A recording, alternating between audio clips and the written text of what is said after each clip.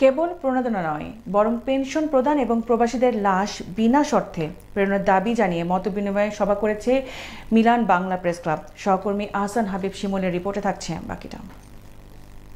প্রবাসীদের পেনশন প্রদান, পাসপোর্ট জটিলতার সমাধান ও সরকারি খরচে প্রবাসীদের লাশ প্রেরণ সহ প্রবাসীদের বিভিন্ন সমস্যার সমাধানের দাবি নিয়ে মতবিনিময় সভা করেছে মিলান বাংলা প্রেস ক্লাব ইটালির আয়োজনে। ইটালির মিলানোর প্রাণকেন্দ্রে অবস্থিত আভিজাত্য ইন্ডিয়ান রেস্তোরাঁয় এতে সভাপতির বক্তব্য রাখেন মিলান বাংলা প্রেস ক্লাব ইটালির প্রতিষ্ঠাতা সভাপতি রিয়াজুল ইসলাম কাউসার। প্রবাসীদের পাশে সবসময় আমরা ছিলাম এবং আগামীতেও আছি এবং থাকব।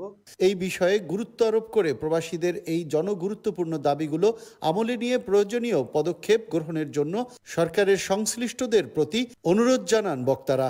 এ সময়ে এটিএন বাংলা ইউকের সিইও এর পক্ষ থেকে মিলান প্রতিনিধির পরিচয়পত্রটি হাতে তুলে দেন প্রেস ক্লাব সভাপতি। সভায় প্রবাসীদের দুর্ভোগ লাঘবের লক্ষ্যে রোম দূতাবাস ও মিলান কনসুলেটে অ্যাপয়েন্টমেন্টবিহীন পাসপোর্টকরণের অনুরোধ জানানো হয়।